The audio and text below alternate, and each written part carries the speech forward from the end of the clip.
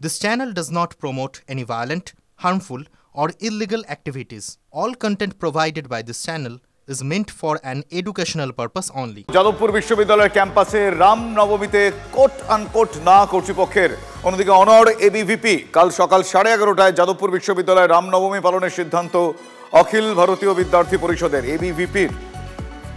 গতকালই যাদবপুর বিশ্ববিদ্যালয় কর্তৃপক্ষ বিজ্ঞপ্তি দিয়ে জানিয়ে দিয়েছে যে ক্যাম্পাসে রামনবমীর মিছিল করা যাবে না। যাদবপুর বিশ্ববিদ্যালয়ে ইফতার পার্টি হলে রামনবমী হবে না কেন প্রশ্ন তুলেছে এবিভিপি। যাদবপুর বিশ্ববিদ্যালয়ের রামনবমীতে না যাদবপুর বিশ্ববিদ্যালয় কর্তৃপক্ষের। অন্যদিকে অনর এবিভিপি সকাল 11:30টায় তারা মিছিল করবেন। আমার সহকর্মী দীক্ষা ভূঁইয়া এই মুহূর্তে আমার সঙ্গে রয়েছেন সরাসরি। দীক্ষা, আমি জানতে চাইবো তাহলে এই মুহূর্তে একটা কনফিউজিং সিচুয়েশন তৈরি হয়েছে। ইফতার পার্টি হলে রামনবমী হবে না কেন, এটা এবিভিপির তরফ থেকে বলা হচ্ছে, কিন্তু কর্তৃপক্ষ আবার বলছে হবে না। তাহলে কোন পথে জল গড়াচ্ছে?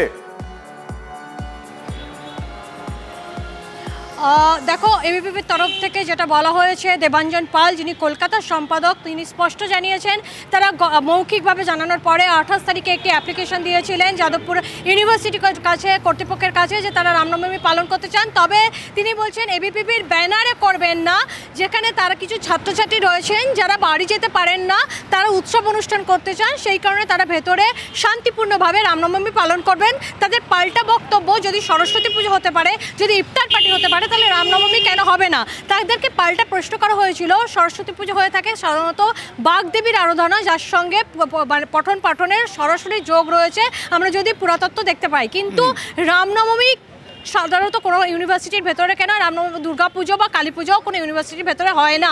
সেক্ষেত্রে এবিভিপির তরফ থেকে দেবাঞ্জন জানিয়ে দিয়েছেন কোনো এবিভিপির ব্যানারে তাদের এই রামনবমী হবে না।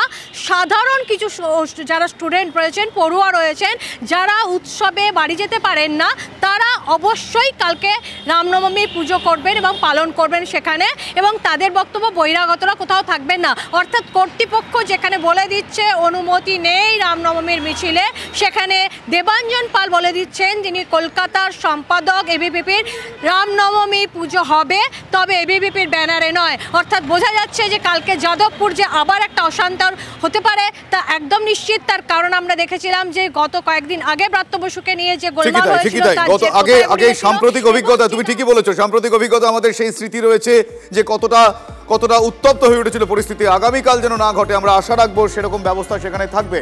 দেবাঞ্জন যার কথা বলা হচ্ছে তিনি কি বলেছেন আপনাদের শোনাবো। এবিভিপির পক্ষ থেকে এবিভিপির ব্যানারে কোথাও কোনো রামনবমীর এই ধরনের কোনো কিছু হচ্ছে না। আমরা আমাদের বিশ্ববিদ্যালয়ের ভেতরে ছোট করে আমাদের আরাধ্য দেবতা শ্রীরামচন্দ্রের একটা আরাধনা করব।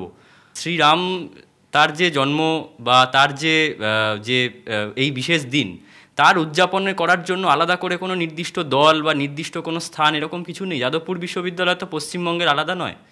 যাদবপুর বিশ্ববিদ্যালয়ে যদি ইফতার পার্টি হতে পারে, সরস্বতী পুজোর মতন বিভিন্ন উৎসব পালিত হতে পারে ধুমধাম করে, তাহলে রামনবমীতে সমস্যার কী আছে আমার মনে হয়। আর যাদবপুর বিশ্ববিদ্যালয় কর্তৃপক্ষের এই একপেশে সিদ্ধান্ত সেটা আমরা অনেক আগেই আজ করেছিলাম এরকম কিছু আসতে চলেছে। তারা বলছেন যে বিশ্ববিদ্যালয়ে এই মুহূর্তে ভাইস চ্যান্সেলর নেই জন্য আমরা অনুমতি দিতে পারছি না। তাহলে আমাদের বলার যেটা বক্তব্য, বিশ্ববিদ্যালয় কি চলছে না ভাইস চ্যান্সেলর নেই বলে? অনুমতি ছাড়া রামনবমীর মিছিল করলে ব্যবস্থা নেওয়া হবে। রামনবমীতে কলকাতার বিভিন্ন জায়গায় পুলিশ পিকেট। লালবাজার সূত্রে খবর পাওয়া গিয়েছে যে আগামীকাল কলকাতার 59টি শোভাযাত্রা বেরোবে, তার মধ্যে 6টি বড় শোভাযাত্রা। রামনবমীর মিছিলের সামনে পিছনে থাকবে পুলিশ। শোভাযাত্রার রুটে ড্রোনের মাধ্যমে নজরদারি চলবে। রাস্তায় থাকবেন ডিসি, এসি পদমর্যাদার অফিসাররা। রামনবমী নিয়ে বিজেপিকে ওয়াক ওভার দিতে নারাজ শাসক দল। জেলায় জেলায় নানা কর্মসূচিতে অংশ নিচ্ছেন তৃণমূল নেতারা। রামের ছবি নিয়ে মিছিল ও নাম সংকীর্তনের কর্মসূচি নিচ্ছেন বিধায়করা। কলকাতার সত্যনারায়ণ পার্কে রামনবমীর শোভাযাত্রায় থাকবেন বিধায়ক বিবেক গুপ্তা। এছাড়াও সনাতন ব্রাহ্মণ ট্রাস্টের রাম পুজোয় থাকবেন রাজীব বন্দ্যোপাধ্যায়। রামনবমী উপলক্ষে সেজে উঠেছে সেন্ট্রাল অ্যাভিনিউয়ের রাম মন্দির। আগামীকাল ভোর থেকে খোলা থাকবে মন্দির। রামনবমী উপলক্ষে বিশেষ পুজো হবে মন্দিরে। ভক্তদের মধ্যে প্রসাদ বিতরণও হবে কাল। ইতিমধ্যেই ভক্ত সমাগম শুরু হয়ে গিয়েছে।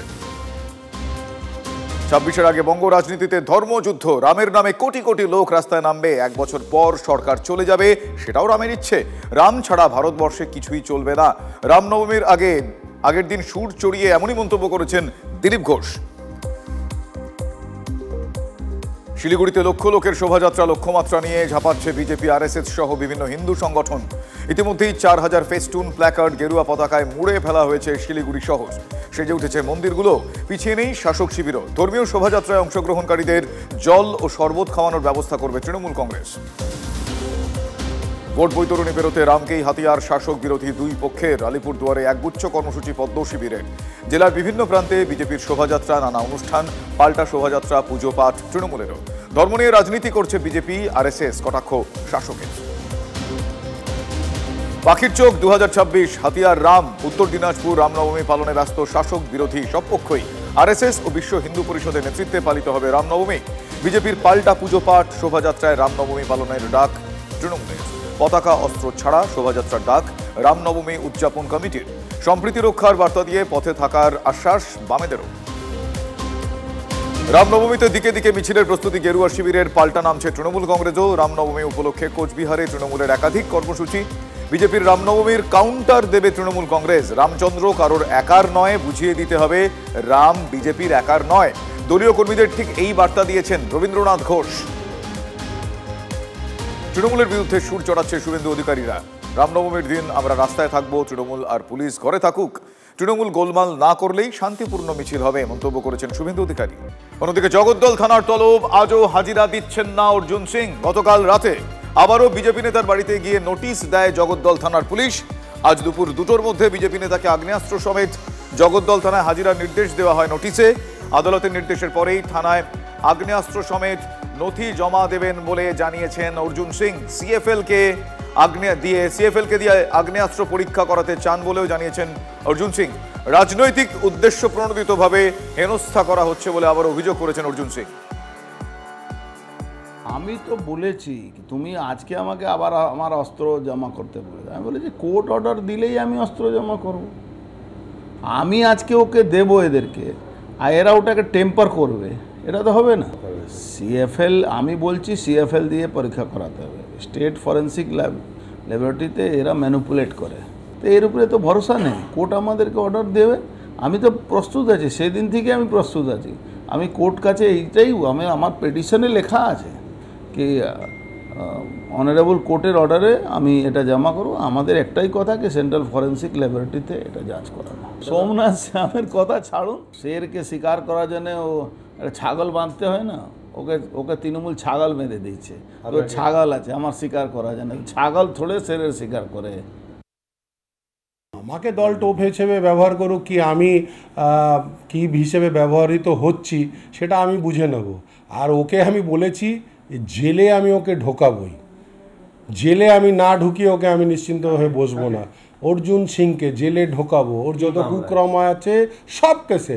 সিরিয়াল কিলিং, একের পর এক খুন করিয়েছে সেগুলো প্রমাণ করব, একের পর এক টাকা পয়সা গবন করেছে সেগুলো প্রমাণ করব, সবটাই প্রমাণ করে জেল, শেষ জীবন ওর জেলে।